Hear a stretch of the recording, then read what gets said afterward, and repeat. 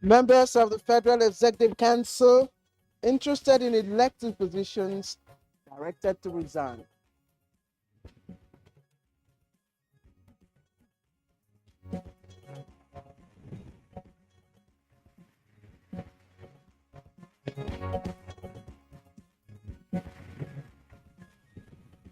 Court of Appeal sets aside judgment voiding Section 84, subsection 12 of Electoral Act, but declares it unconstitutional.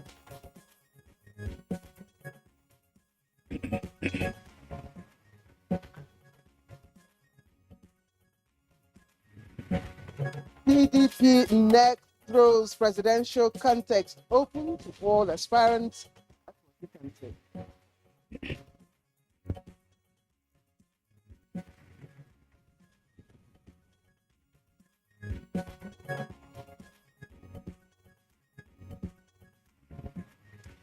And on Good Morning Nigeria today, we continue our conversation on pre-election matters ahead of the 2023 general polls.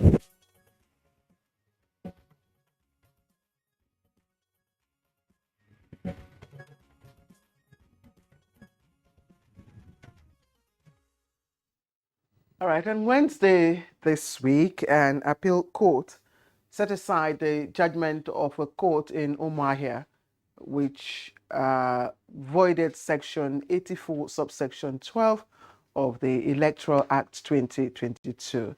Now, while determining the appeal on its merits, the appellate court held that the provision is unconstitutional as it violates Section 42, subsection 1A of the Constitution, and then denies a class of Nigerian citizens their right to participate in elections.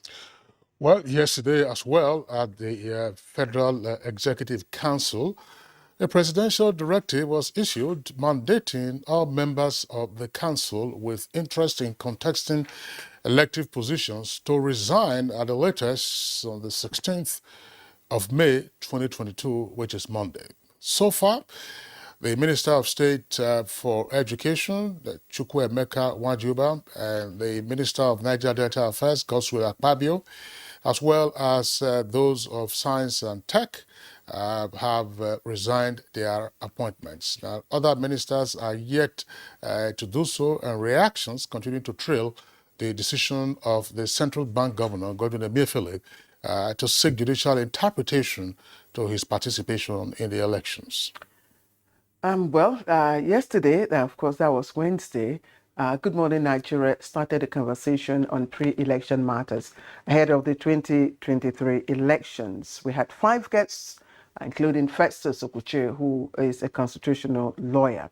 Now, in part of his response to questions, he explained that the number of aspirants seeking office, especially the position of the president, is an indication that more people want to exercise the right to political participation. But however, he also expressed concern over the credibility of all those indicating such interest. Kinsley. Now, a former director of voter education and publicity of the Independent National Electoral Commission, Oluwole Osaze-Ezi, who is also a lawyer, said that the law, as it is, doesn't prohibit public officers from running for primaries of political parties. Now, the Constitution, in further explained, states that public officers should resign from office 30 days to election. And those elections, of course, will be coming up in February and March of 2023. Now, the controversy, he added, is with regard to public officers who are political appointees. All right. Also on the program yesterday was a constitutional lawyer, Leonard Sake, senior advocate of Nigeria, Yunus Ustaz Osman. Now, he had a contrary opinion. According to him, the first schedule to the Electoral Act indicates that election means any election under the Electoral Act, which means that it includes the primaries of political parties. It also implies that interested appointed officials must resign 30 days to any election. Kisley, you weren't sit yesterday.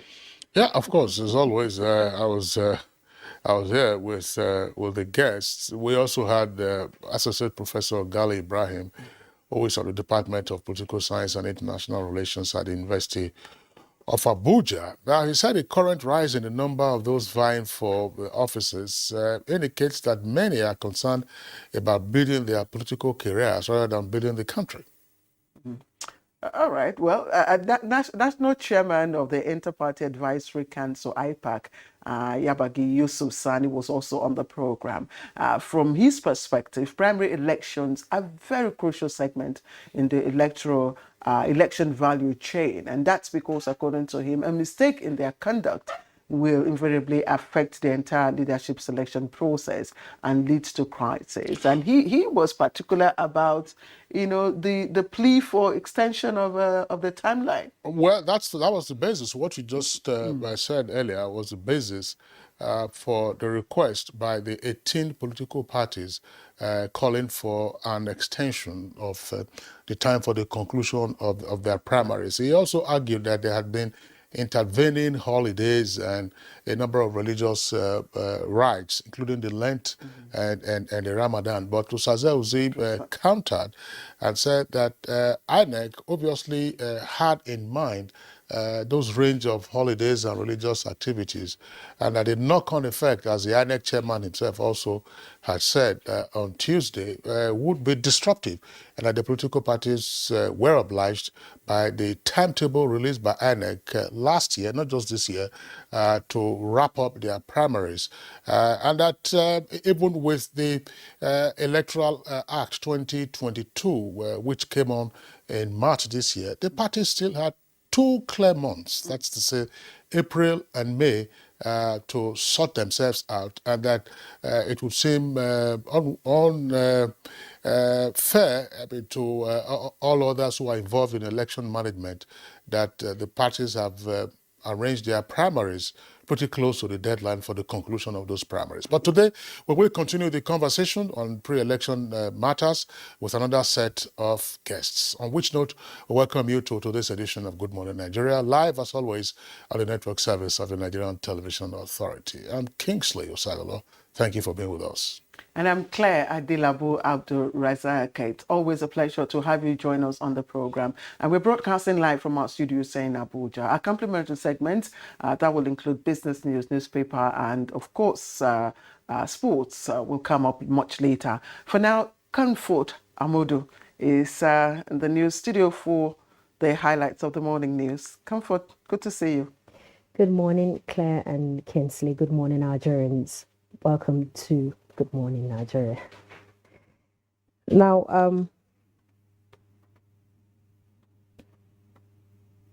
all members of the Federal Executive Council seeking elective positions have been directed to resign their appointments before Monday, 16th of May 2022. President Muhammadu Buhari gave the directive while presiding over the resumed meeting of the council. Mr. President has the right to appoint members of his cabinet, reshuffle them, replace them, and to that extent, all members of the Federal Executive Council, aspiring either to be president or senator or governor or any elective office, must submit a state of resignation latest by the 16th of May 2022. Meanwhile, the Court of Appeal set aside the judgment of the Federal High Court sitting in Umuahia, which voided Section 84(12) of the Electoral Act 2022. In a judgment on Wednesday, a three-man panel headed by Justice Herman Ako Barka held that the Federal High Court in Umuahia had no jurisdiction to entertain the case because the plaintiff, Nduka Ndidi, lacked the local standing to file it. Neither did he establish any course of action on the suit. While determining the appeal on its merits, the appellate court held that the provision is unconstitutional and it violates Section 42(1)(a) of the Constitution and denies a class of Nigerian citizens the right to participate in election. The judgment was on an appeal filed by the PDP.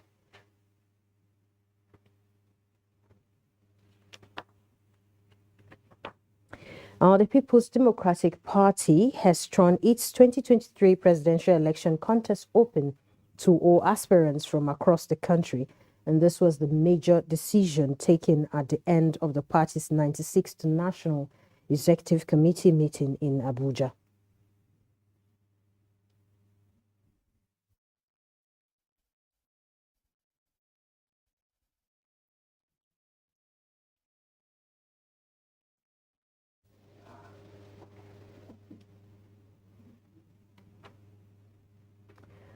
Cancer, a global ailment that the World Health Organization says accounts for 7.9 million deaths worldwide, needs a more holistic approach. This is why the Senate is considering a bill that seeks to establish a national center for cancer research and treatment in Nigeria.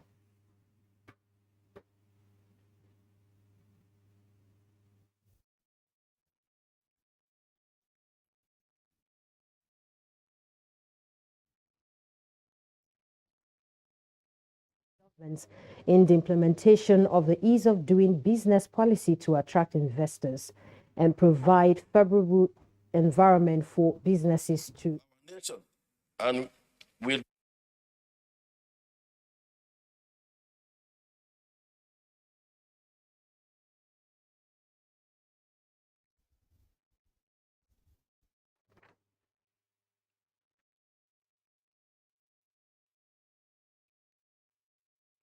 Taraba State Police Command has confirmed the killing of 7 security personnel that includes 6 military officers and 1 mobile policeman in Takum.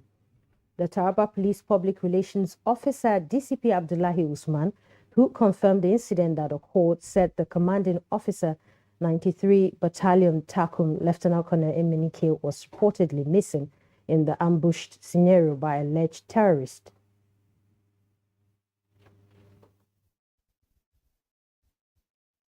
While they're on their way going to the sea.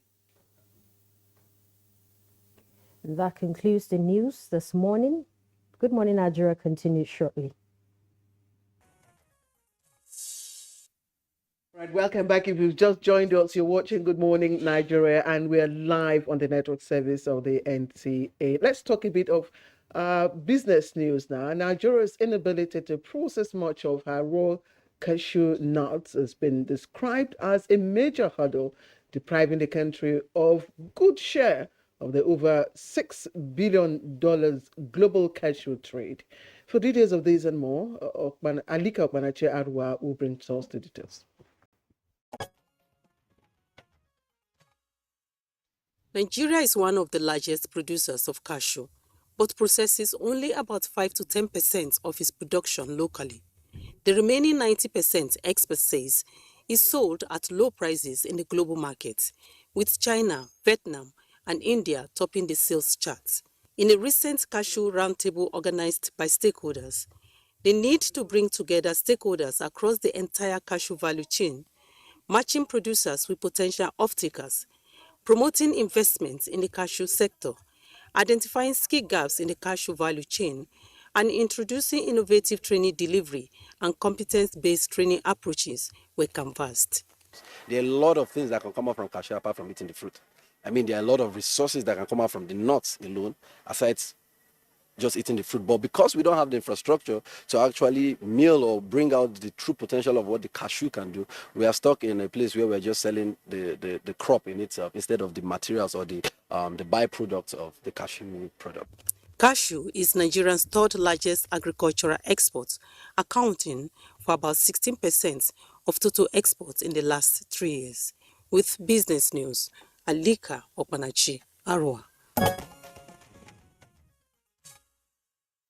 Thank you very much, Alika, for the business package on Good Morning Nigeria. Coming up next for us is Newspaper Review.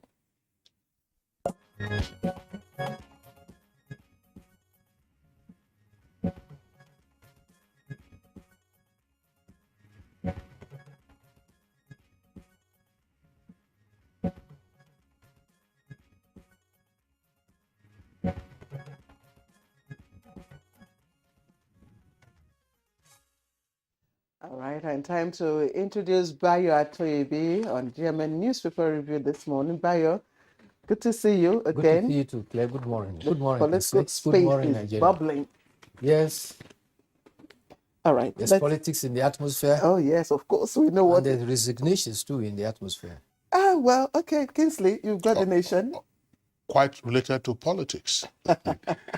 All right. Our headlines this morning before we commence Good Morning Nigeria, those headlines were all related to politics. And the front pages of the papers this morning are also awash with stories on politics. Let's just begin from above the nameplate of the Nation newspaper. 2023, PDP throws race for presidential ticket open. Appeal court sets aside ruling voiding Electoral Act, Section 84, subsection 12. Government moves to restart talks with ASU. Army General missing, 6 soldiers killed in Taraba bombing. Police arrest 6 suspected drug peddlers in Abuja. And Tinubu optimistic on ticket. Ex-Lagos State Governor submits nomination form. Oshibajo, Wanjuba, Bakare, Amosun return forms. Nigeria, South Africa, 12 others begin cross-border securities trading.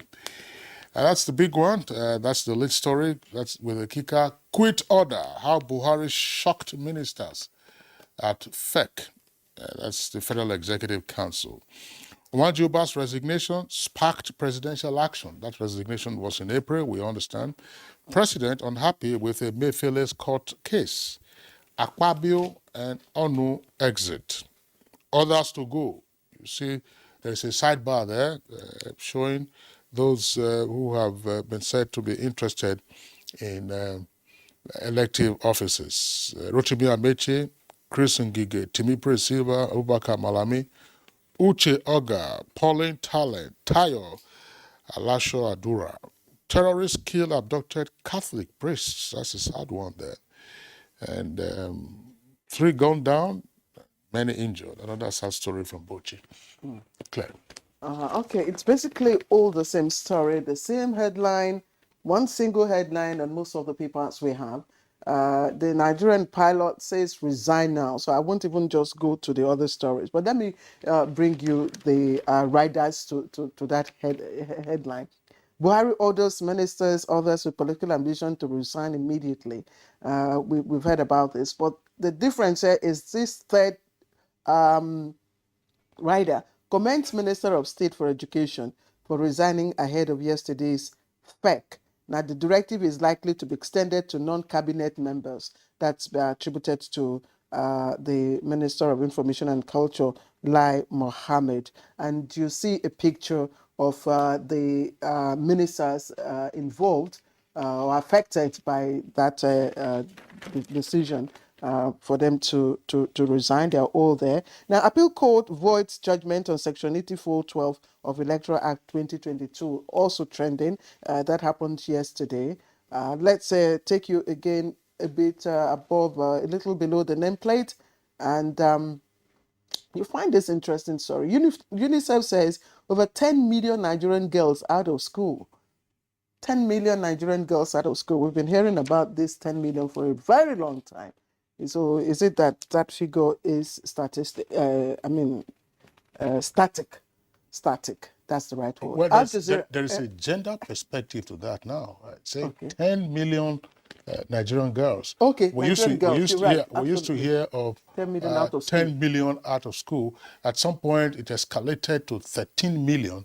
But there's now a disaggregation, if you like, of the numbers. And this is 10 million Nigerian girls. Quite a worrisome figure to deal with. But Bayo, of course, will be Bayo responding will to that. respond to Yes. it. Yes. Let me quickly look at the Al Jazeera front page. Al Jazeera also is talking about the resignation of the government appointees there. And just at the bottom of the paper, it says Jonathan gets European Corporate Council board appointment. And I'm just trying to check other trending stories. Okay, just a little below the headliner, you'll find the riders there. Emefiele, others can pursue presidential bid while in office, appellate courts. Again, Emefiele, that's the CBN governor, others can pursue presidential bid while in office, appellate court. And just before you come in, it was an oversight. Justice Mary Peter Odili bows out today after meritorious service. It's just on the front page of the Nigerian Pilot, trending at the bottom there. I think she clocked 70 yesterday. Congratulations to her for a successful tour of duty in the service of fatherland. Meanwhile, let's also start at the court, where yesterday the Court of Appeal Abuja set aside the judgment of the Federal High Court, Umuahia, you remember, over Section 8412 of the Electoral Act.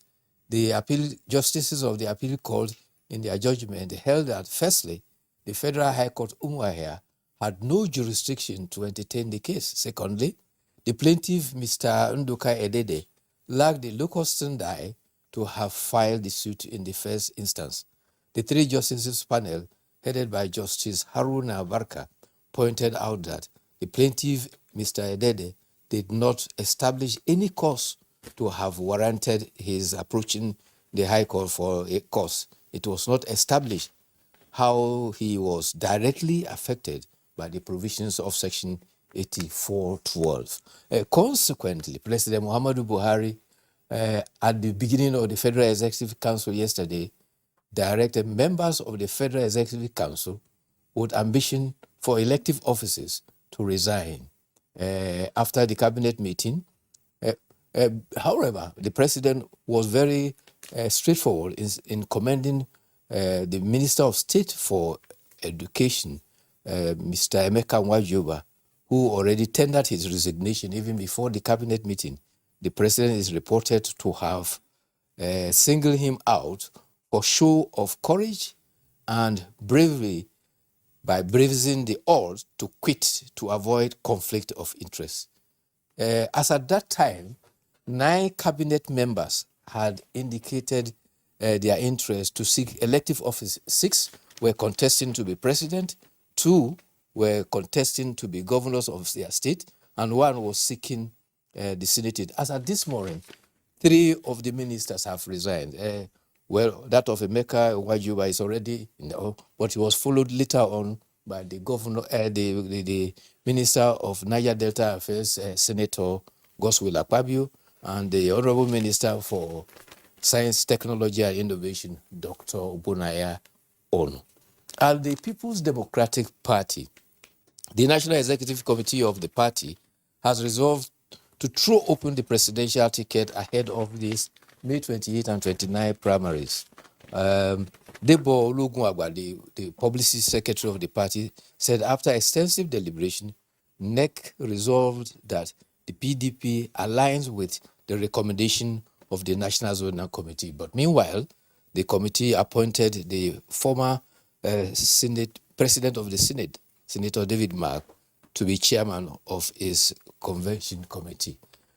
So that is with the politics. Now, the area of crime. The gunmen suspected to be terrorists have murdered 7 soldiers and a mobile policeman at 30, a village in Takum local government area of Taraba State. The terrorists are also reported to have bombed a military base in Jalingo. This development occasioned even the House of Representatives yesterday to observe a minute silence in respect of our officers who paid the supreme sacrifice.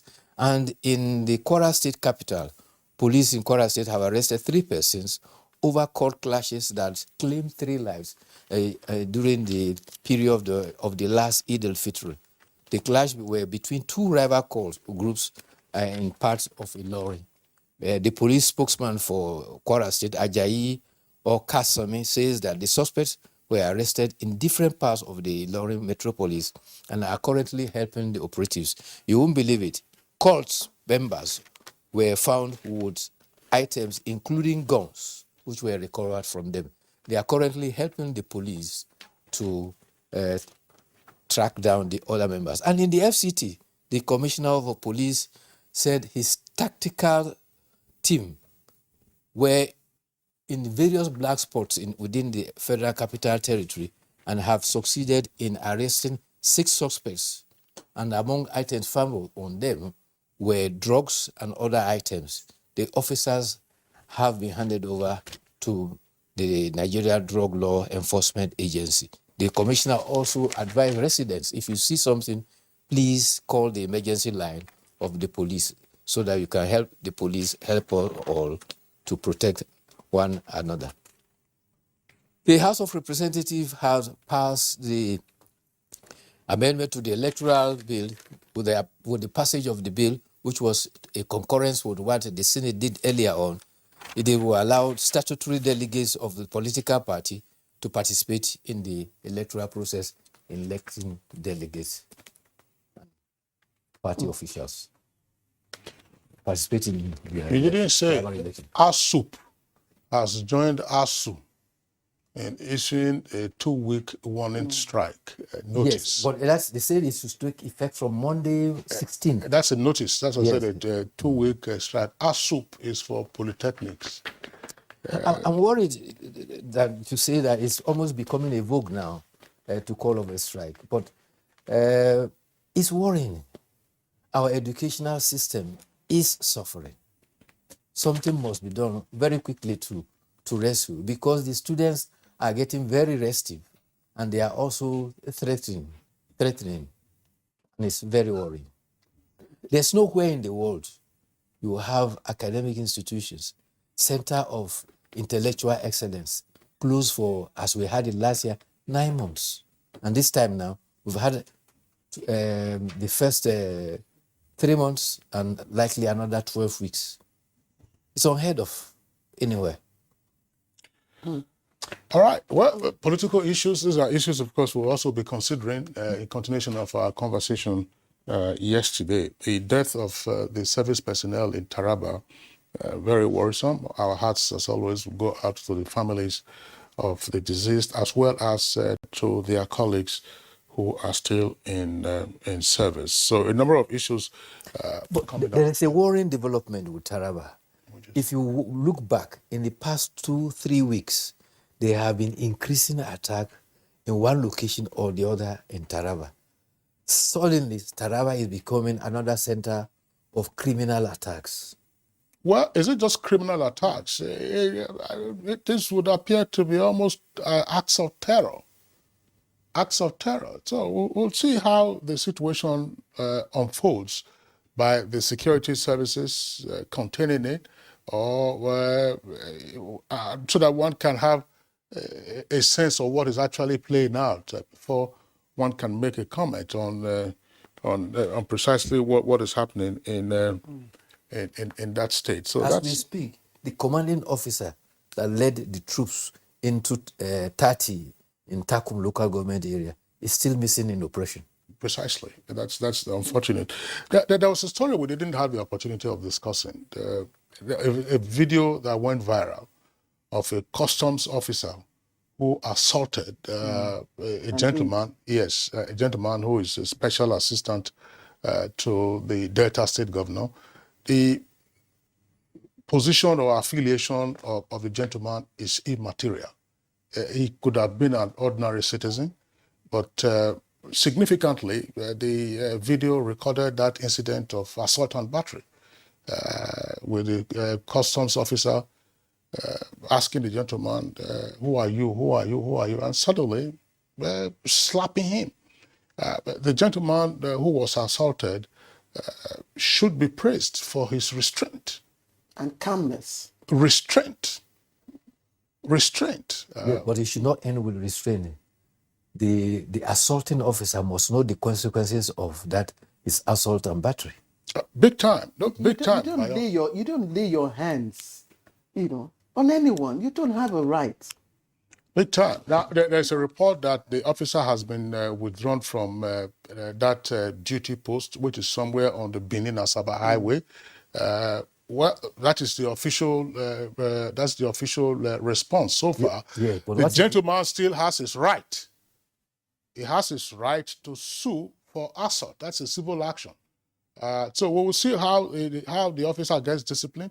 This is the kind of behavior that normally would make citizens uncooperative with security officers. Because you see, it is us versus them. So he said, who are you? Who are you? And the next day he says, what was the offense? What was the offense of the gentleman to warrant that kind of assault? The service owe the public a responsibility to ensure that their officer to who is bringing disrepute to the service is also seriously disciplined. That's right. All right, Bayo, just before, sorry to interject, just before we round off this session, there's a report that just came in, clarification on the directive to, the government appointees to resign. And this is coming from the Office of the Secretary to the Government of the Federation, duly signed by Post Mustafa himself. And the point of clarification is to the fact that the directive affects all ministers, heads and ministers of extra-ministerial departments, agencies and parastatals of government, ambassadors, as well as other political appointees who desire to contest for elective offices. So just a paragraph again, the SGF is emphasizing that for the smooth running of the machinery of government and Nigeria's foreign missions, affected ministers are to hand over to ministers of state where they exist or to the permanent secretaries. And where there is no minister of state, ambassadors shall hand over to their deputy heads of mission or the most senior foreign service officer in line with established practices. Similarly, heads of extra-ministerial departments, agencies, and parastatals are to hand over to the most senior director or officer as may be peculiar to the organization in line with an existing service-wide circular of the 4th of December 2017. So that's the clarification. So it affects everybody. Well, Claire, thank you very much for that update. Let me enter a caveat. Yes. Because there was a photograph that again went viral yesterday of the managing director of the Mint clutching two forms and indicating that he would like to contest the election. The Mint, as you know, that's a security printing company. It's a federal government agency. And on Good Morning Nigeria, a couple of weeks ago, we had discussed the issue of the printing of ballot papers outside Nigeria, and that the Mint is available for the printing of such papers, as well as other companies. Of course, there was some disquiet about whether there could be total reliance on such an organization. But the directive of the SGF, of course, clarifies that anyone who is interested in politics, in elective office, step aside. Maya Tebi, see you again tomorrow. Tomorrow will be another day, God willing. All right, Maya, thank you very much and you. have a good day. This is Good Morning Nigeria. Again, we'll take a short break. When we come back, we'll begin our conversation on pre-election matters, part 2.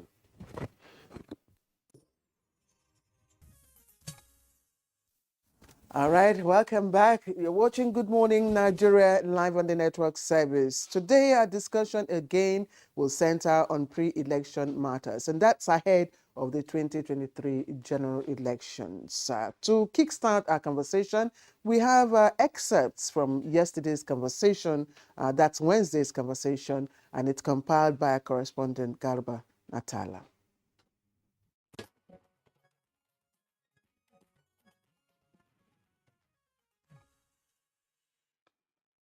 With us in the studios to discuss issues around the pre-election matters of the 2023 general elections. Everybody wants to be the president of Nigeria from May 29, 2023. Yunus Ustaz, you've handled a number of election cases. What do you think is happening? If everybody wants to be president, how many of us will be the led? But no, on a serious note, that is what is happening today. And it shows that we are not serious people. Talk also about the legality of the amount of money or fees being charged by political parties for one to be eligible to contest for the primaries. Payment of fees, not to talk of the quantum of fees to be paid. The payment of fees is not something that's envisaged in the Constitution. Secondly, the issue of people donating and going to pick funds for people, that is not contemplated in the Constitution. The Section 221 of the Constitution prohibits any other person apart from individuals and political parties from donating to for any candidate or for any aspirant or for any political cause. Are we modeling up the political space, or is this an attempt at even bypassing the campaign finance regulations so that at the end of the day you have money in your kitty and then you can face the elections going forward? You see, I totally agree with my boss here. Forget about law first. Legally, he has defined it. It's unlawful. It's illegal. But when we see a problem, it is also our duty to point it out. And then the old saying is that anything done in a haste, believe you me, cannot give you the desired results. And that's what we are trying to run away from. And I think that this action being taken now at this naked time should have been taken care of when the president sounded a note of warning that, look, this Section 84 is replete with ambiguity. Please, let's do something about it. The Constitution has said one thing, and that the Constitution is supreme, supersede whatever that might come outside its own ambit.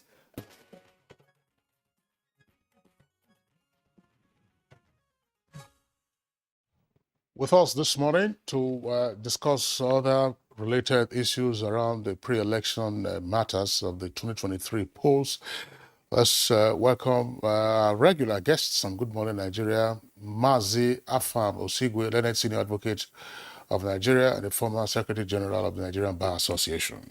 Mazi, pleasure to have you this morning. Thanks for having me. Also here with us in the studios, Nick Dazang is a former Director of Voter Education and Publicity of the Independent National Electoral Commission. Nick, good morning. Thank you. Good morning, Nigerians. Okay. And we also have Cynthia Mbamalu. She's Director Program of Yaga Africa. Cynthia, it's our delight to have you with us this morning. Good morning, Nigeria. Okay, so that we have a potpourri of activities on the political scene. My colleague Claire did say, look, the political scene is bubbling, and that's the only way to describe it. But let's begin with the learned senior advocate of Nigeria, that's Mazi Afam Osigwe. What are you seeing, either from the legal perspective or the political perspective? You have a number of decisions that have been given as late as yesterday. You also have processes being, as the saying goes, railroaded through the National Assembly to quickly amend a subsection of the Electoral Act, which was passed after a long time, only in March and then ahead of the party primaries. What sense do you make of what's played out? My worry is that a lot of confusion is being introduced into the electoral process. The political parties have long had notification that this process ought to have commenced, and they seem to have been caught napping. They're asking INEC to extend the deadline for submission of a list of candidates. INEC is insisting it will not be able to do it. The National Assembly just passed an amendment to the Electoral Act, which will have a bearing on the primaries of political parties. And the essence of it, I understand, is to enable statutory delegates to vote in the primaries, which would appear that Section 84A, I think, outlawed in requiring that it must be a democratic process that will throw up those who will be delegates at those congresses. Now, I don't want to comment on the fact that it would appear to be self-serving members of the National Assembly, governors, presidents, deputies, and all that want to be included in the list of delegates. But it's going to throw a whole lot of spanner in the works. And then the decision by the Court of Appeal yesterday and the President's directive to political appointees who seek elective office to resign. Now, there's a whole lot of issues to be considered, both legal and then dealing with the preparedness, level of preparedness or otherwise of the political parties. But for me also, a very worrisome trend is that a whole lot of crimes are being committed in this electoral process and we pretend that nothing is happening. I didn't listen to your program yesterday, but when amorphous organizations spring up and are buying forms for 100 million, 40 million for candidates in violation of Section 221 of the Constitution, and the requisite agencies are not doing anything, and political parties that are supposed to also do due diligence in the banking sector, they will call it know your customer. When all manner of persons come up and present payment of 100 million, and political parties appear to fall all over themselves in collecting this money, it speaks much, volumes about our level of integrity, our preparedness to fight corruption. The people are accepting this payment. Did you ask for the source of the money?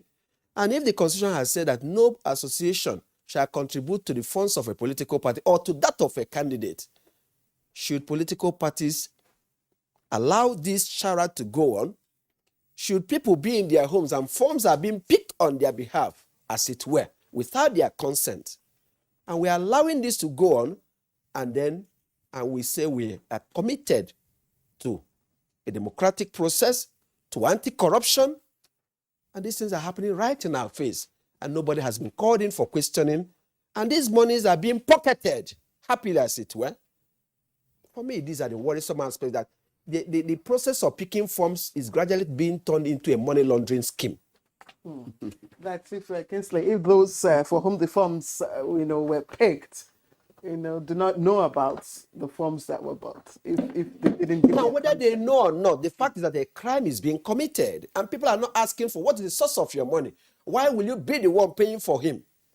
It is an individual that should pick the form by himself and no other person. And the political parties have the legal departments, and they have enough access to legal advice to know that these things ought not to take place, and they are being gleefully reported in the media without any. With people, with nobody feeling any sense of or no umbrage at what is going on. All right, let's bring in. I want to bring in Cynthia Mbamalu, director of program YAGA. Cynthia, I know that your firm or your group was one of those who practically took to the streets, and then took over the media waves, calling for the signing of the Electoral Act 2022. I know you talked about it. You were all over the place. Looking back now, would you say it has brought the value, for which the clamor, you guys clamored for? Well, very interesting question. But I think first, one of the things we need to understand is while law is a tool for social engineering, it does not automatically impose or change attitudes of individuals. It's a gradual process, and its effectiveness is dependent on the ability for the respective institutions to enforce it. And while we celebrate the passage of the law, one of the things we have seen is when we have law and we have valueless politics, there's always going to be a conflict, and there's always going to be this level of impunity that we see. And because one of the things that remained clear was that the new law reviewed specific timelines for the elections. And the idea was to provide sufficient time for several electoral activities to take place and to create some sense of decorum in the system or in the electoral process itself.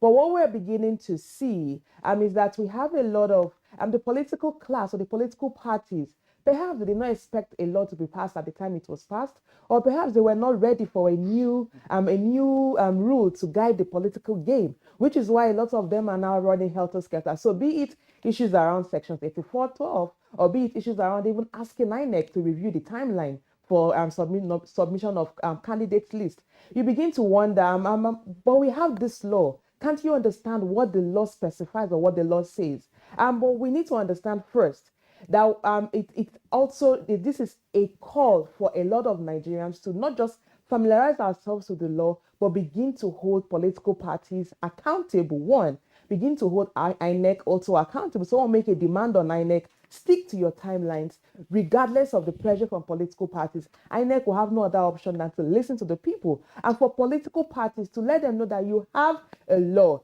You look at, and I'm very happy the senior advocate mentioned issues around the monies already exchanging hands. We have legal framework regulating who can contribute and who can donate. And in fact, the law already specifies that defines electoral expenses as expenditures made by political parties, expenses made at the time notice of election is issued. So in fact, at this point, INEC ought to have commenced tracking of election expenses, because at the time the notice of election was issued, then the law already says you need to start to track that, because we need to begin to hold people accountable. There's a lot of money exchanging hands. There are individuals making contributions or buying nomination forms that we cannot guarantee their source of their income. And we need to have regulatory institutions begin their work. The EFCC, for instance, has the mandate for economic and financial crimes and control. So this is the time for them to also activate their operational their operations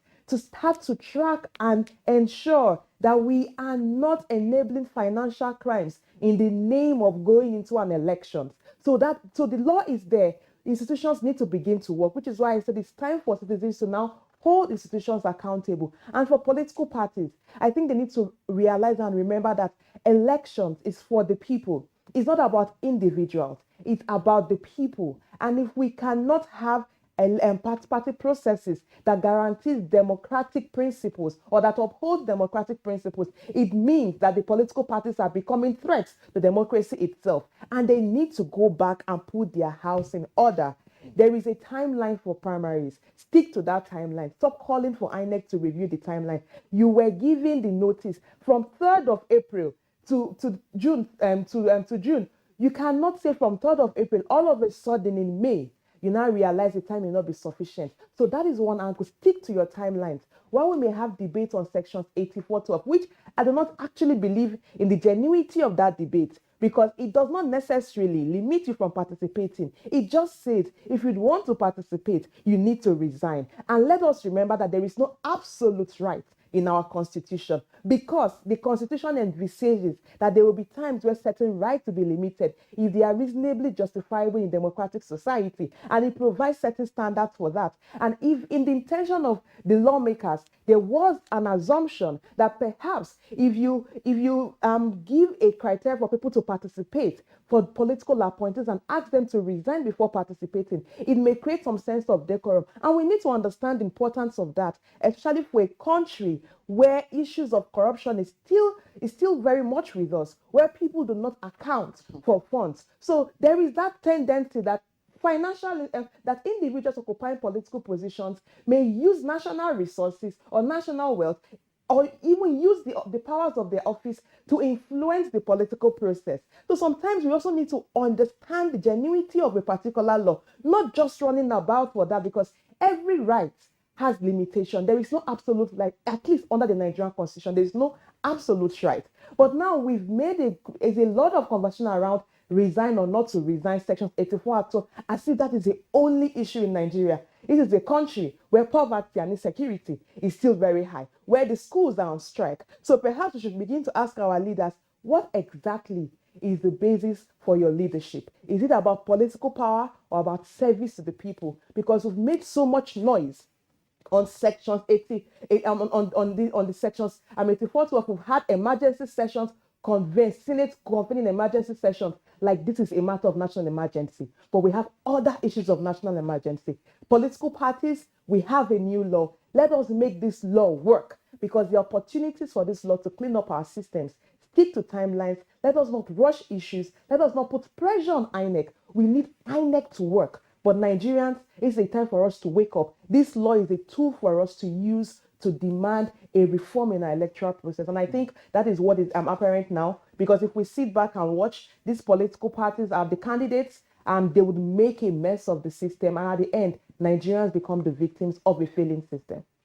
Cynthia, thank you very much there for your explosive initial comments. I think you need a cup of water. Well, a cup of coffee. That's a cup of coffee. All right, Cynthia, thank you very much. Let's bring in Nick Dazang, former Director of Voter Education and Publicity of INEC. Nick, the canvas is yours. Paint it. What are you seeing? Well, let me say that liberal democracy is expensive, and particularly the presidential system that we copied from the United States. The last time I checked, for example, if you are contesting for the office of president and you are going to deploy agents in all the polling units, and you want these agents to be loyal to you, and at that time we had about 120,000 polling units. Now we have 1,700 and 6,846. Now from my small arithmetic here, it shows that if you are going to give, during the contest for that office, an agent 10,000 naira each, it will come to 1,768,460,000. So almost 2 billion for that alone. So I appreciate that the system is expensive. Political parties need to hold rallies. They need money for logistics and so on and so forth. But what we have seen in the past 1 or 2 weeks is obscene, is absurd. And it's absurd because 97% of Nigerians live below the poverty line as we speak. That's number one. Most of the states of the Federation cannot even pay the 30,000 minimum wage. And in almost all the states across the Federation, pensioners are being owed for months on end. Public universities have been closed for the past 1 or 2 months because of lack of funding. In this context, we cannot, we cannot take this kind of show of shame by the political parties, particularly the APC and the PDP. And I took a look at the aspirants, about almost 50 of them. And since each one of them started declaring for the office of president, none of them has articulated any exalted or a defining vision for Nigeria. Go and check. Perhaps only about 2 or 3. I don't want to mention names. Only about 3 of them were able to articulate something that shows they have a sense of what ails Nigeria and what they need to do for this country. So in this context, I think it's scandalous. And we need to really go back and rethink this particular process. That is that. Now, as regards the issue of resignation, I'm not looking at the law, I'm looking at the morality and the ethics.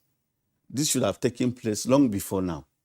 If you say you want to contest for a position, you should resign several months ahead of that so that you prepare, so that you contest from the same level playing field as other candidates, so that you don't have an advantage over other candidates. And in the instance of those in government, particularly ministers, it is sad that they had to wait until the president, ordered them to resign. And this is because there's this issue of conflict of interest, and I'll explain it. And this is because also as a corollary to that, whenever MDAs do procurement, including INEC, there are certain thresholds that have to go to the Federal Executive Council. And the Federal Executive Council is populated by ministers. So they will sit down and approve this procurement for, say, INEC. And at the same time, they are contesting. In other words, they have a sense of what INEC intends to do ahead of the election and to their advantage over other candidates. It's like insider trading. You know, you are running a bank, and or rather you are working in the stock exchange. You know the performance of all the companies, and then you now buy shares based on the information available to you. In other words, you have an advantage over other people who don't have the same intelligence. So this should have taken place earlier than now. And the president should have insisted that they should have resigned before now. You know, even before they indicated their interest, you should have told them ab initio that anyone who intends to contest for any office, you know, in the presidency must resign. So it's better late than never, but I think that it is late in coming. So these are the...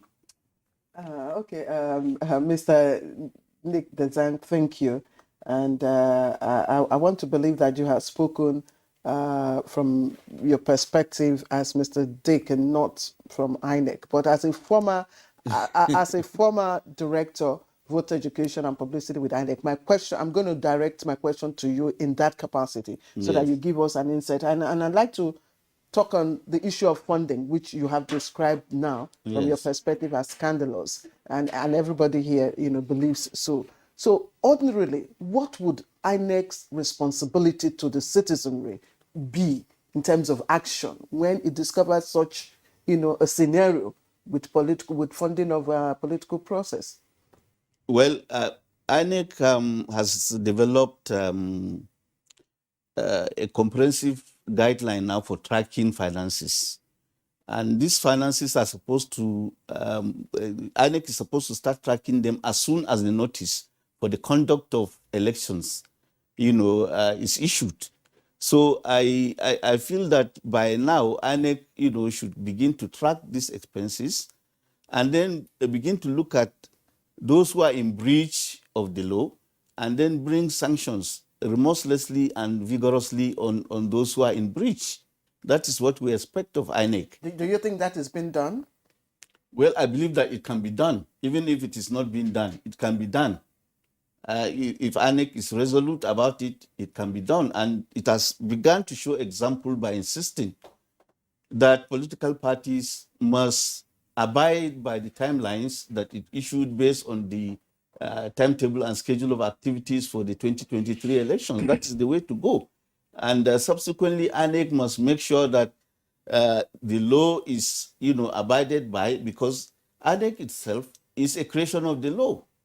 And most of the time, it tries to set example by abiding by the law. And if it has set that example, it should now have the moral strength to insist that others in the process, particularly political parties, who are the most preeminent stakeholder in the process, respect the process. Otherwise, it will collapse. Nick, thank you very much.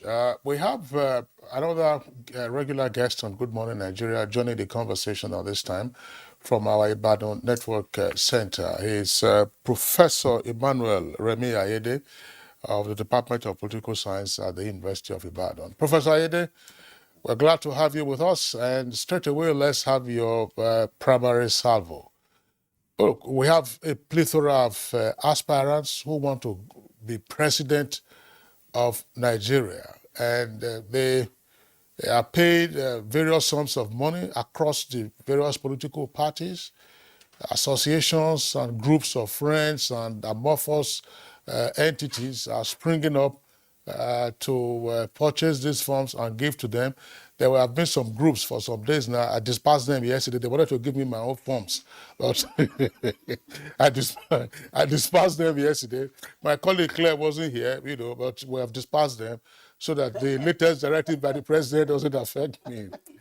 All right, Professor Ayede. I'm sure you heard about the clarification. Yeah, the clarification. No, it doesn't. That one doesn't affect me. It doesn't affect me. We have dispatched them. We will send security guards to check if they are still there this morning. We'll just thank them and say next time we'll receive them. But Professor Ayede, look, there are serious issues on the table. What is your take?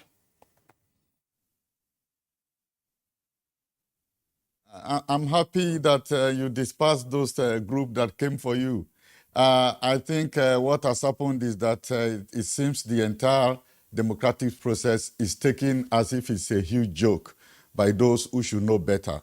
And one of the challenges that we normally face in this country is the idea that once we do not break the law, everything else we do is fine. But our laws are anchored on values.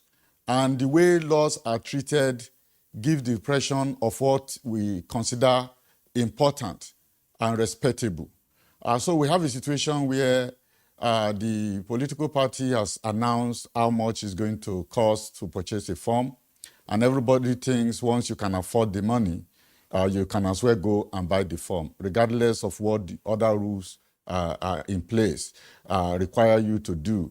The dignity of the office of the president, the respect for the process of the political parties, and sensitivity, to the challenges that face Nigeria were completely absent. Everything looks like a huge joke. And you have all kinds of people coming to purchase form for candidates that they say they want to contest for the position of president. I think we must return back to a very important aspect of the democratic process, the democratic values, the challenges that faces Nigeria, the requirements of dignity of office of the highest position in the land. These are completely missing from the way those candidates have comported themselves. As has been said before in the studio, it's not just about standing for office. There are challenges facing the country. These are the issues that we expect the candidates to be talking about even as they purchase the form. But rather what we have is whether they can hold their current position while contesting for the party primaries. I think this is completely unacceptable. And it's also unacceptable that all kinds of groups can just come to the political parties' office headquarters and say they want to purchase a form on behalf of somebody. Then later on we find that the person is not even aware, that those group are out to do that on his or her behalf. I think this is a charade. And it's important for us, for the political party, to live up to their bidding. They are gatekeepers. They are supposed to have a list of members. They are supposed to know those who are non-members, and individuals who are interested in contesting for the party primaries should, as a matter of requirement, be present to purchase their forms. And we don't have to make another rule for the political parties to do so. Common sense, the requirement of propriety dictate that it should be done with decency. But what we have is a huge joke, and it's completely unacceptable. We expect the leadership to be much more responsible, to be much more sensitive to the feelings of Nigerians than the way they have carried on. I think the political parties could do a better job of the process of selling the forms, rather than just making money, and it doesn't matter where the money is coming from. Thank you, Professor Emmanuel Remi Ayede, for your opening comments.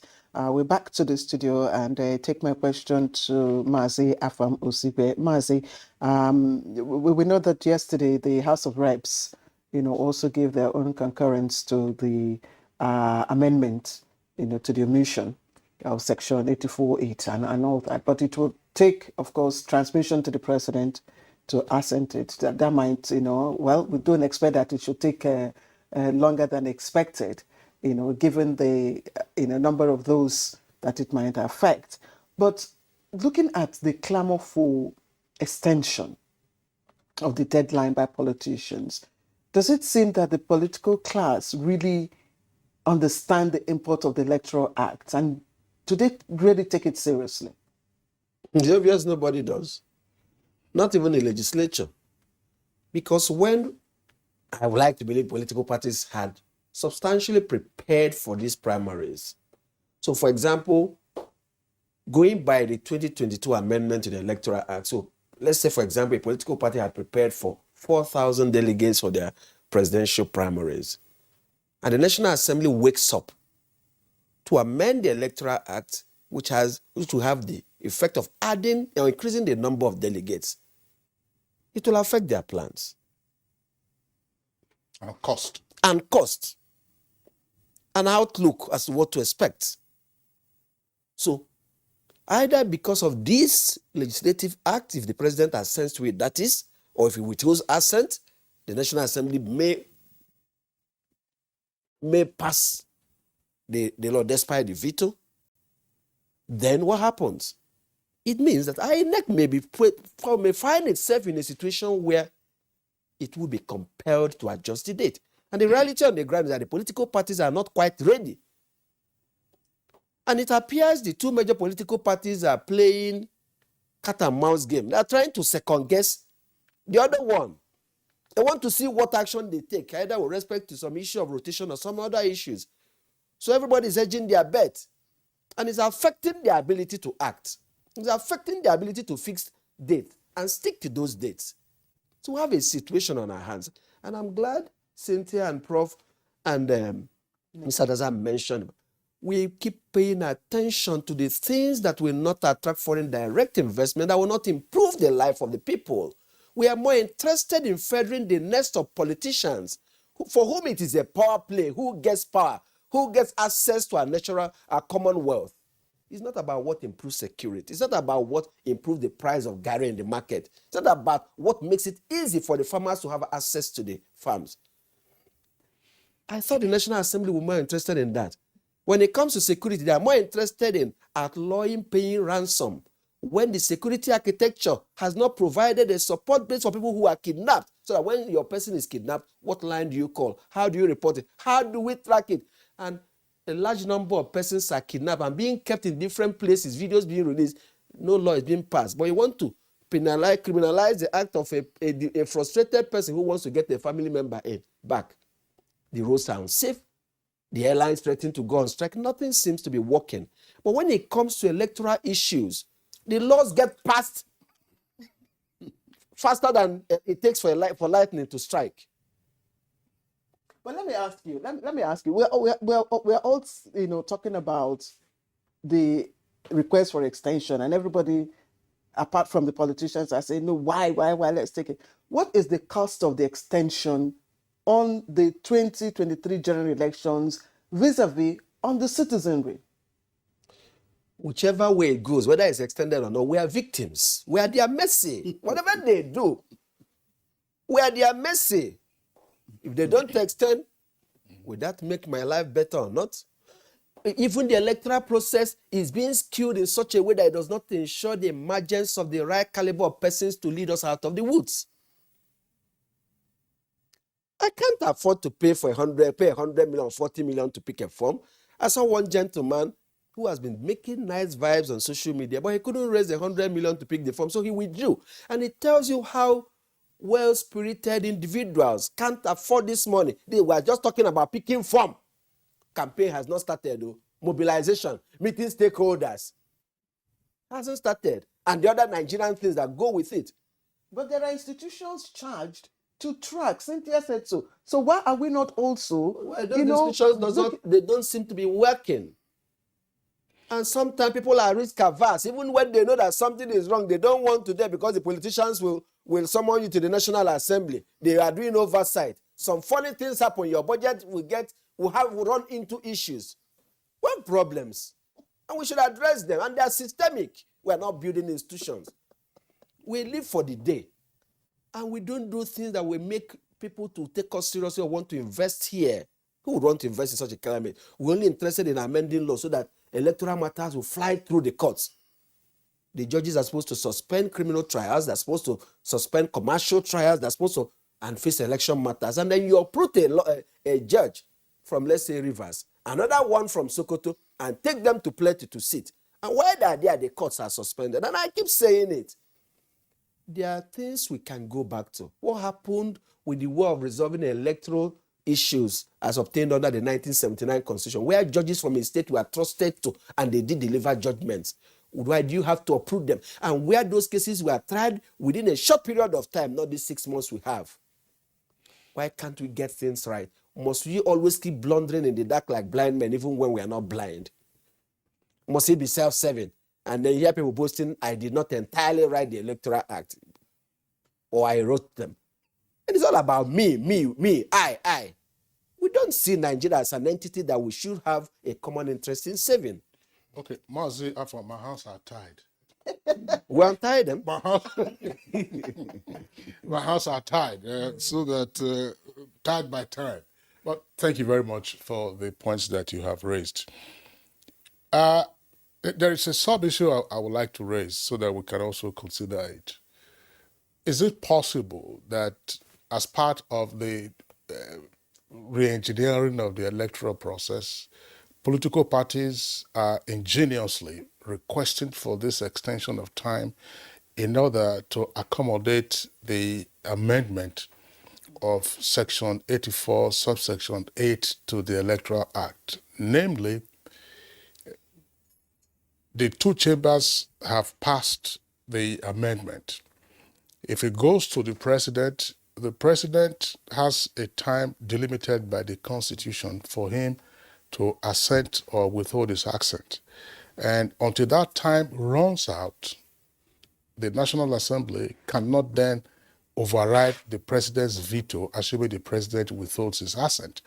And nobody has heard from the executive branch as to his attitude to the what I think Cynthia described it as a helter-skelter approach in amended Section 84, subsection 8. So that could very well be what's playing out, to say, so let's say, so that you can enlarge the number of delegates at the party primaries, and then, but Mazi has already also pointed out that this could be disruptive of the plans of the political parties and also increasing their costs. Cynthia, I know you may wish to make a comment on that, but my question to you is to write back to what Yaga and other young persons did. You ultimately forced an amendment to the Constitution, which was the fourth alteration, not too young to run. In the midst of this heavy monetization, of even attempting to aspire to contest in the primaries. Mazi mentioned the case of the young man, Adamu Garba. He was our guest on Good Morning Nigeria a couple of weeks ago. He managed to raise 83 million naira. And then at the end of the day, he said, oh, I can't go any further.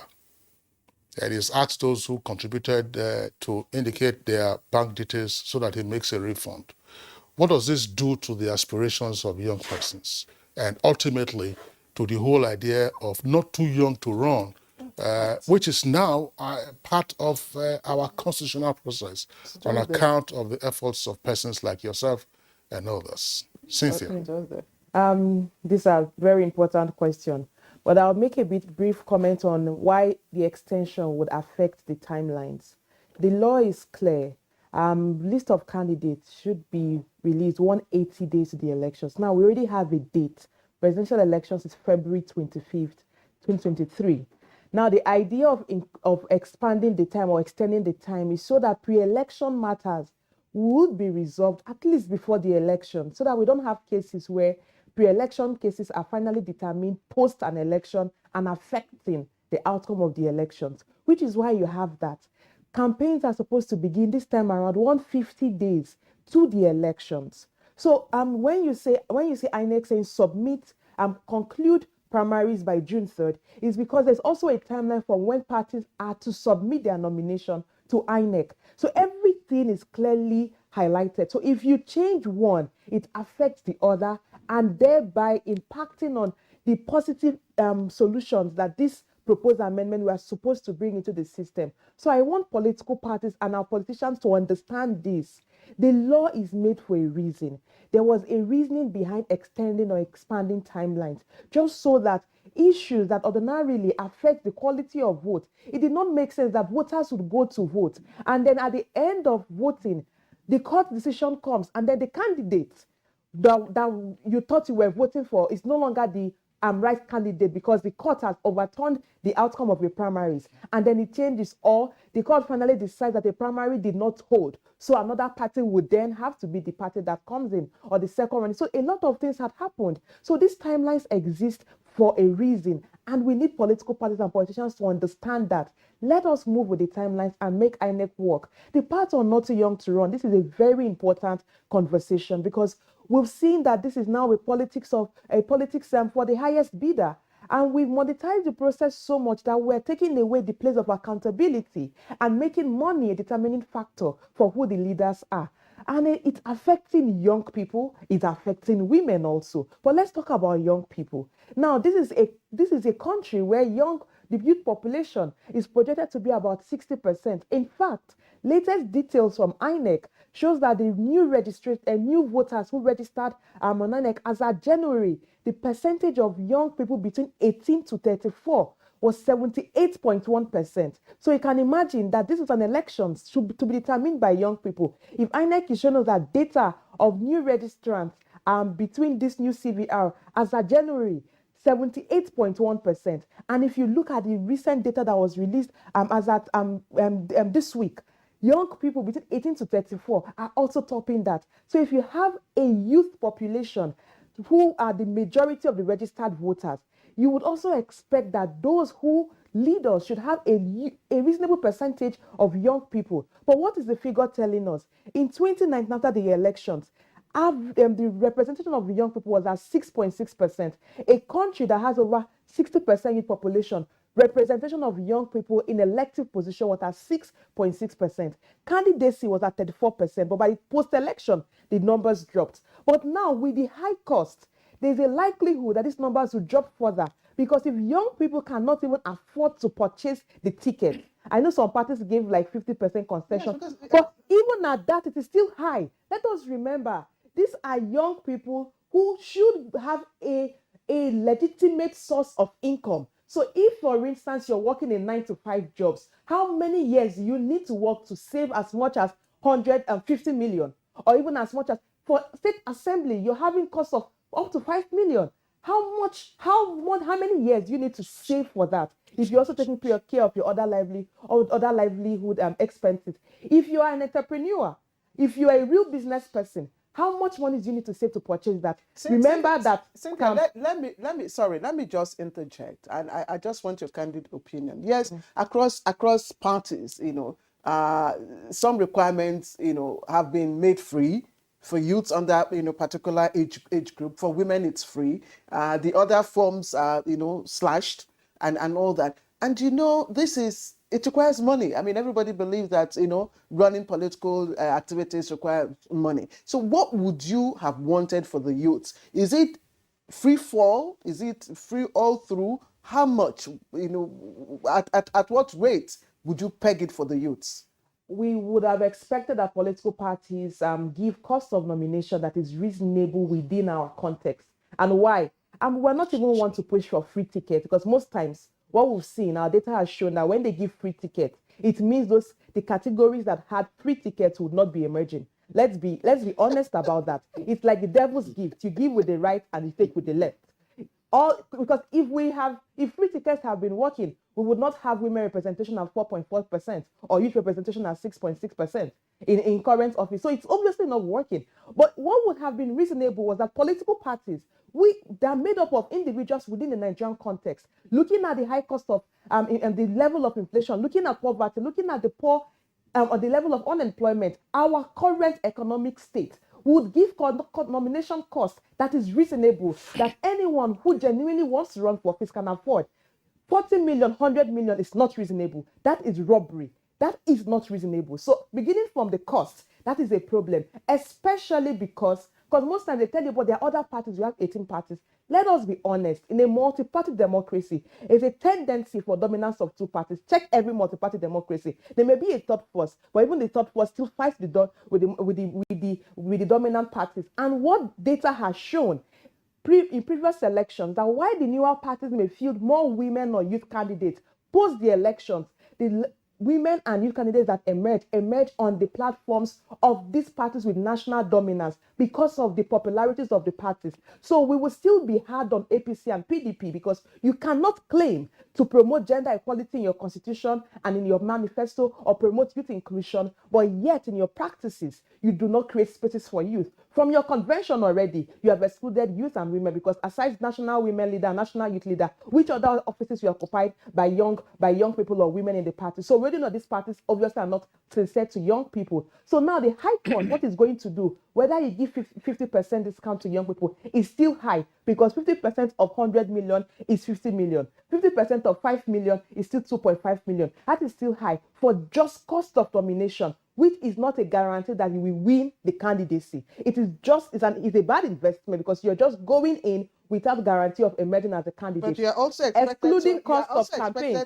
You're also expected to have been prepared. You're also expected to have your resource pool. You're also expected to have, as a youth, your mentors, those who are behind you. You know, you don't just go into a political activity, you know, I mean, like a tabula rasa, Well, expecting free fall. In every democracy, even in the US, the cost of nomination is not this high. Where you spend is actually campaigns. And at the point of campaigns, because they have a more open system, people can contribute to your campaigns because then you are a candidate, right? But this is at the point of being an aspirant. I think we need to understand the difference between being an aspirant and a candidate. So we say elections are expensive, but Nigeria is one of the countries with high cost of nomination to contest at primary level. So when we say elections are expensive and countries spend more, it's usually at the points of campaign because then you're going round. Now, a lot of young people and women can easily raise funds better when they are candidates because who wants to give you money now to go as an aspirant when there is no guarantee that you will emerge? So the system is keeping away or excluding young people and women. And this policies of exclusion cannot promote or support our democracy. Cynthia, thank you very much for the points that you have raised. Professor Emmanuel Ayede at Ibadan Network Center, I would like you to also weigh in on the issue of what Nick Dazang described earlier as the obscene aspects in the monetization of issues ahead of the party primaries. These are still aspirants. The monetization aspect and the exclusion that Cynthia also spoke about, let's be realistic. You picked a form, a printed form, for the cost indicated by the political party, whether there is a discount or otherwise. To contest party primaries in this country, you know what it is. You are a political scientist. You know what it is. Amazia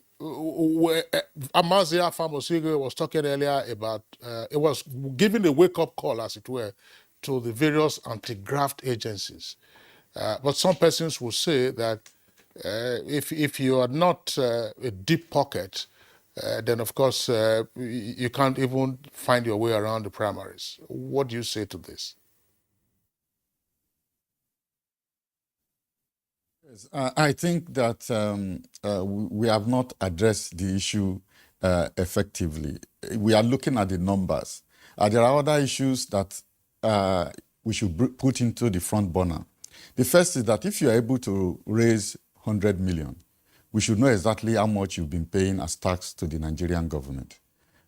Nobody has said anything about that. And that's why you find that if you look at the long list of aspirants who have paid that huge amount of money, probably 80% of them are those who have been in government before. Either they are ministers or they are former governors and so on and so forth. So there's a gap of accountability in the process. It is not enough for you to bring the money.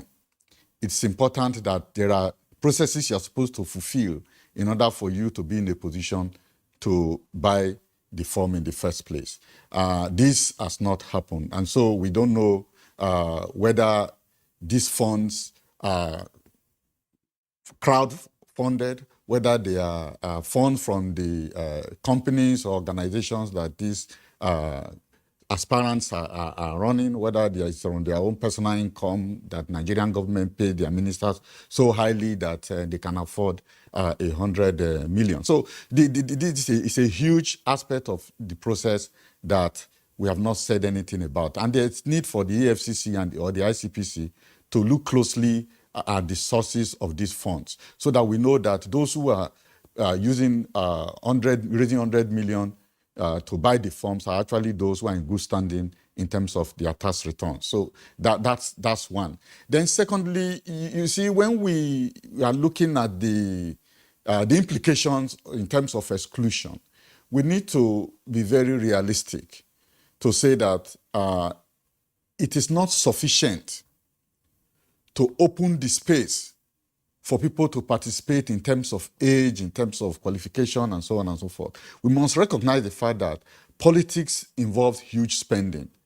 And when you are thinking in terms of inclusion, you must look beyond the rules to the real politicking part of it. Those who govern Nigeria today, those who are leaders in the political parties, those who dominate politics, do they really want young people to participate? Because they can decide to say, okay, we want young, dynamic leader for Nigeria, given the challenges that we face, and elect to look for those leaders wherever they may be, who are very youthful, who are dynamic, who have the experience and have the capacity to sponsor those people. So, and this is why there's this debate about being a kingmaker and becoming the king.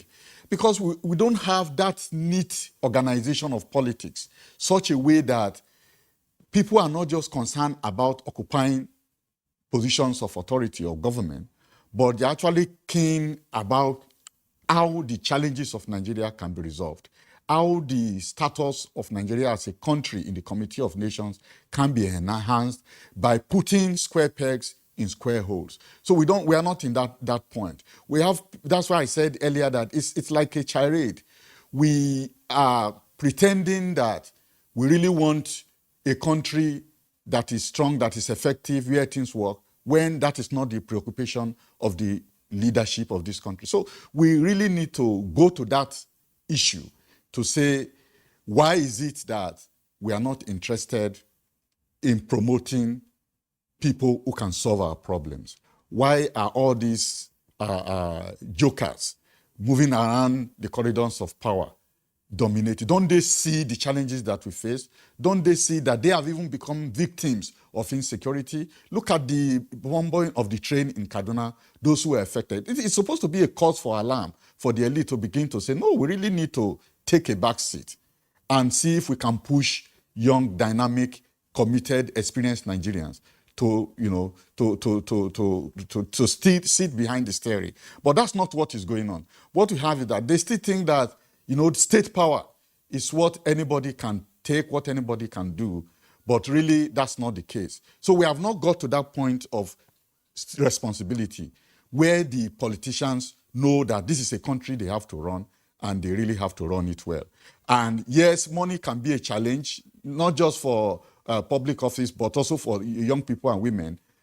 But such monies have to be provided by those who have the wherewithal, who are committed to an effective country to support such kind of people. And we must also give room for crowdfunding. And I think one of the challenges that we face is that probably the young people also didn't start early, because the candidate, the aspirant who tried to raise money, was only able to raise about 83 million before the deadline. If he had perhaps started mobilizing, crowdfunding would have been an avenue through which he would be able to raise that kind of money within the stipulated period of time. But again, it is the responsibility of the political party to even say we don't need that kind of money in order to be a candidate, for office, which has been the position of majority of Nigerians. That amount of money is too much, it's too high. But even if it was even less, it's say for instance the PDP 40 million, it's still a problem for any hardworking Nigerian who survive through honest means. So we need to rethink the entire process of inclusion to recognize the fact that those who are currently in control of power need to have a change of heart, need to demonstrate that they are actually committed, to running an effective state. Then we can begin to make this change. But what we have so far is that they just want to, assess power and do whatever they like with it. They are not yet interested in running an effective state. Thank you, Professor Emmanuel Remy Ayede. I like your conclusion that we need to rethink the whole process of inclusion, not just to, to mainstream the youth, but also the mainstream women. While we're talking about youth inclusion, I know Cynthia mentioned also women. That is very, very fundamental. Thank you. Gentlemen, and of course, my Aunt Cynthia, let me give you indulgence to call for a short break. When we come back, we will continue with the concluding part of our conversation. All right, welcome back. Yeah, you're watching Good Morning Nigeria on the network service. I know, Kinsley, you have a question for Nick. Well, Nick, one issue again, discussing broadly. Yes. The political parties have been lampooned for the number of issues that some citizens are unhappy about, the cost of nomination forms, the call for the shift in the timelines for the conclusion of certain activities, including the party primaries. But some persons have said that maybe we should focus more on how the parties themselves are run. It's an idea that we have discussed on Good Morning Nigeria on a number of occasions in the past. This has suddenly become a bazaar, the cost of funds, in order to quickly generate what we call IGR, internally generated revenue, and then you have funds to run the political parties, so that when the elections come, according to one view, they then have money to run the place. The claim is that so-called members don't pay their dues, and even members, if you are truly a member of a party, it is said that you have to be incentivized to attend the rallies of the political parties. And then you have to be further incentivized to participate in the primaries. Are we having political parties with true membership? The other day, INEC asked the political parties to submit the list of their members in hard and soft copies, and some of the parties were scratching their heads.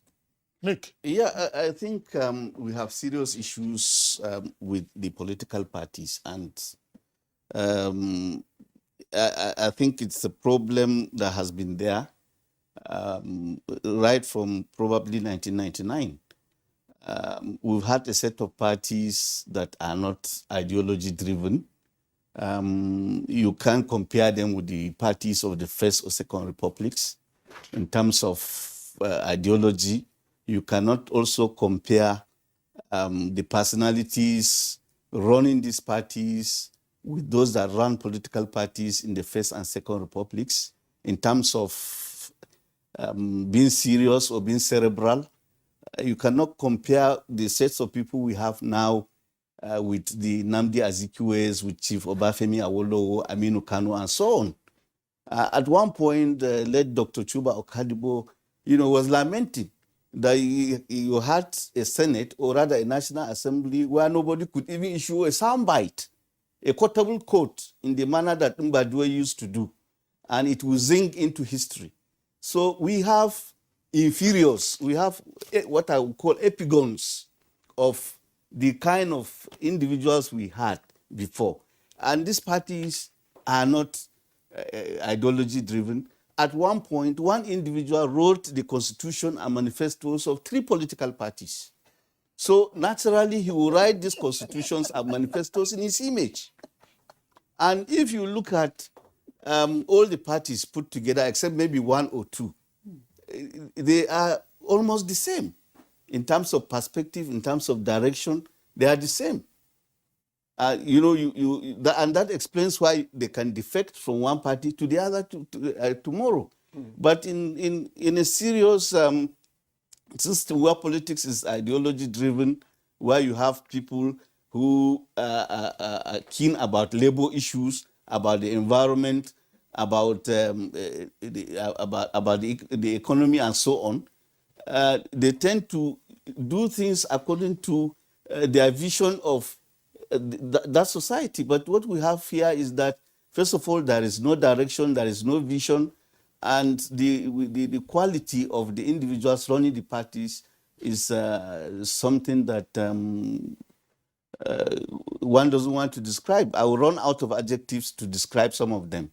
And you see, also the attitude to power also is appalling.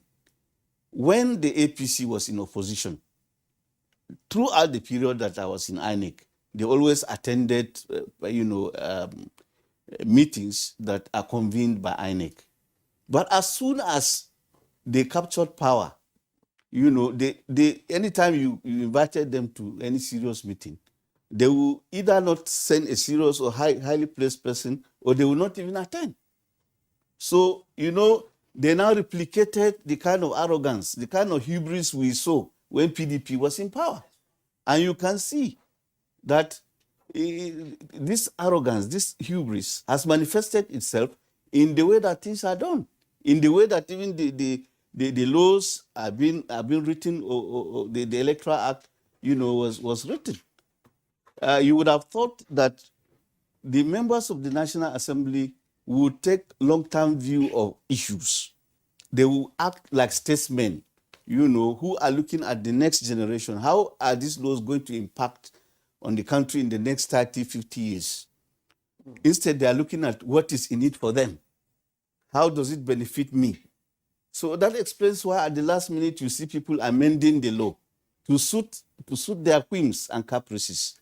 So long as we continue like this, I regret that the delivery of good governance is a mirage. And what is happening now is that the political parties are deliberately conflating campaigns and primaries. And why they are doing that is because, first of all, they have not done anything to resonate with the people. They have not done anything to inspire the confidence and support of the people. So they can't go to them and say, okay, we are campaigning for this office, contribute. Most of the so-called members or supporters are disaffected, they are apathetic, because they have failed to deliver.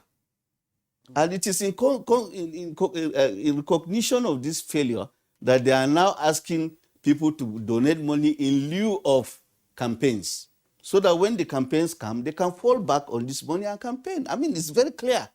Sorry, Mr. Desang, I have a question for Mazi Afam, but let me ask you, yes, because I see the expression on your face and even your choice of adjectives, kind of give an indication of the frustration that might be going on, within INEC at the moment. Do you think INEC might be pressured into succumbing to the, demands of the politicians? I think INEC should be immune to pressure. That is what I'll advise them. You should be immune to this so-called pressure. Because the moment you begin to extend, there will be no end to extension. And then it will make nonsense of the entire process. Cynthia has explained it. These timelines, first of all, are informed by the Constitution and the Electoral Act. And we didn't begin this journey today or yesterday. We began this process of amendment since 2007, when INEC began to even canvass for its own unbundling. When INEC began to canvass for the setting up or the establishment of the Electoral Offences Commission and Tribunal. So as far back as 2007, we began this journey. So we cannot arrive at this point and somebody is taking us back. It's like you've departed Egypt and somebody is saying you should go back to Egypt. I think this is the frustration. And then, we thought that by now people will begin to see, or feel the dividends of democracy. I took part in the authoring of a book after the first tenure of President Olusegun Obasanjo. And we tried to link democracy and good governance. That for democracy to make sense, it needed to deliver good governance to Nigerians so that they will have faith in it. Now, since then, things keep, reversing. Keep, like someone said, Nigeria makes progress in reverse. Instead of making, progress, we are now, registering failures. So you do not think that INEC might, Yeah, the go back? INEC will continue to come under pressure, certainly. But what I'm saying is that unless it wants to reduce itself into a circus, it should be immune to this pressure. And the time to do it is now.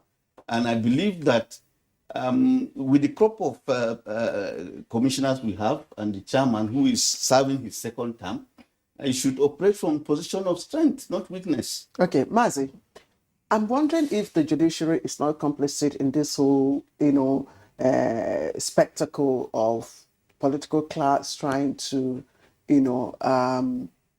disvalue the Electoral Act. By the back and forth judgments given, or with the back and forth judgments given, does it not give impetus to the alleged, audacity that the political class is using to taunt the Electoral Act 2022? I wouldn't know in what respect, or whether you're referring to the recent Section 8412. And the court in Umuahia, and again, the recent appeal court's judgment.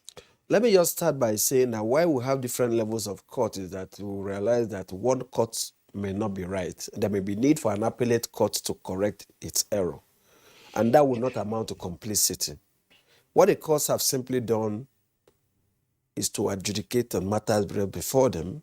And the Court of Appeal yesterday merely disagreed with the reasoning of the Federal High Court in Umuahia that struck down Section 8412 by simply saying, we do not agree that the plaintiff had locus. But with respect to the substance, which is more of an obiter, because the court had actually struck out the suit as being incompetent, we think that Section 8412 is unconstitutional. Now, in some distant societies, in Nigeria, I wager that the two parties will be on their way to the Supreme Court. In some other societies, people will sit down and say, well, we think this judgment is sound. Okay, this Section 8412 may actually be unconstitutional, so why don't we just not be bothered by it? But in Nigeria, we'll fire it all the way. And 10 years' time, people will still be litigating on it. Is it not in Nigeria that in Article's time in 2007, and I said it here a few weeks ago, the Supreme Court held that the fact that a person changed political party does not make that person to automatically lose his office. That is for a member of the executive, the deputy governor, vice president. In 2022, people still took that same matter to court, and the court reached a different conclusion that the person automatically lost his office. That's Nigeria for you. But I don't think the courts are complicit. But I rather think that politicians keep stretching, keep trying to bring confusion into the system. Even where issues are settled and certain, they will not accept them. And unfortunately, my colleagues, legal practitioners, are always there to aid them in one way or the other. Matters that have no business in court, we take them to court. Matters that are academic, we go to court. And sometimes these cases are filed just to create a foisted situation where people say, let us await decision by the court. Or where it is a matter before the National Assembly, because their rule says if a matter is in court, we can't discuss it. People will quickly rush to court. And they say, this matter is in court, we cannot discuss it. So we put the judicial process to the wrong use. And the court has to make a decision one way or the other. But like John Pepper Clark said in the poem, The Casualties, he said, we are all casualties, both the dead and the living, those who are out of it, those who are in foreign lands, diplomats, everybody. We all one way or the other have something to do with it. But those of us who refuse to speak, those of us who condone it because we are benefiting from it, or people who are close to us are benefiting, in one way or the other, we are all complicit. And it would be wrong to blame the judiciary. Unfortunately, when this lawmaking process ends in the legislative chambers, they are centered by the executive, the political parties do their own, politicians do their own. They are all heaped on the courts, and the court thereby become the whipping child. But it's not the fault of the court because they have a constitutional duty to adjudicate, and they must make a decision one way or the other. So I think we blame those who contrive these situations and force them on the court so that the court will be blamed for some of these things. Thank you very much. Cynthia, I want to ask you this last question, and the time we have is very brief. I know you don't work for the tax authorities, but considering the amounts of money flying around and getting into the coffers of the political parties, do political parties pay tax or should they pay tax? In some jurisdictions that I'm aware of, they do pay tax. Well, I think what is actually important is not even about the tax. It's about even accounting for the monies you have.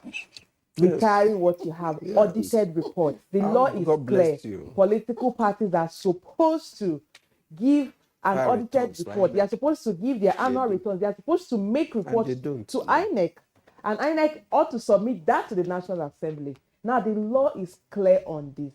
But we don't have parties even abiding by that. So we just have parties who think they exist outside the law. And I want to hope that this time around that INEC would begin to sanction parties who do not comply to their mandate, to their legal obligations. Because it's beyond just even, it's not necessarily about the issue, it's complying to what is even required in the law. That is where we need to begin with. And I think this is the time to get INEC to work and even to get the financial institutions to begin to hold parties accountable. We want to see people even going to jail for breaching the laws around electoral campaign and finances. People should go to jail for that. I think that way it will curb some of these excesses in the system. All right, Cynthia Mbamalo, Director, Program Yaga Africa. I'd like to really appreciate you and, of course, your perspectives to our conversation. I'd like to thank you very much. Let me also appreciate Professor Emmanuel Remy Ayede, Professor of Political Institutions, Governance and Public Policy, Department of Political Science, University of Ibadan. Professor Ayede, many thanks to you for your perspectives. It has been a pleasure. And back here in the studio, Nick Dazang is former Director, Voter Education and Publicity of INEC. I'd like to appreciate you. He's enjoying his retirement. As you can see, his skin is glowing. Thank you very much for coming. And I also want to express our appreciation to my brother, Mazi Afam Osigwe, former Secretary General of Nigeria Bar Association. I'd like to thank you very much for coming. Thank you. It's been an interesting discourse. All right, so let's move on now. And Nigeria and 9 other nations confirmed for the Western Regional Qualifiers for the 2023 ITTF World Championships. And of course, Rafael Nadal bounced back from his defeat in Madrid and cruised past American John Inser into the next round of the Italian Open. That's on Sports Desk. Nigeria, Ghana and 8 other nations have been confirmed for the Western Region qualifiers for the 2023 ITTF World Championships taking place in Lagos from May 19th to 21. The 2023 World Championships will be the second time Africa will be hosting the ITTF World Championships, as the city of Durban in South Africa was awarded the hosting right in 2020 at the ITTF AGM in 2020. 4 events, team men and women, and singles men and women will be jostled for at the tournament, with Nigeria's Real One Akombi facing familiar foes and top players from Cote d'Ivoire and Ghana. 2-time regional champion Fatima Bello of Nigeria will also be hoping to retain the title she won in Abidjan and Lagos in 2019 and 2021 respectively. In tennis, Rafael Nadal maintained his perfect record of never losing back-to-back matches on clay with victory over John Isner at the Italian Open. The Spaniard, beating by Carlos Alcaraz in last week's Madrid Open quarterfinals, returned to his favorite surface with a 6-3-6-1 win over Isner. The victory put Nadal into the third round in Rome and got his preparations for his pursuit of a record-extending 14th French Open title back on track. He faces Denis Shapovalov next. All right, that's Good Morning Nigeria for today. We'll really appreciate your joining us for today's edition. Tomorrow is Friday. Kingsley and I will be back here. I am Claire Delabo Abdulrazak. Remember, the campaign against rape and rapists is still on. Do join us. I'm Kingsley Osadala, wishing you a lovely day ahead.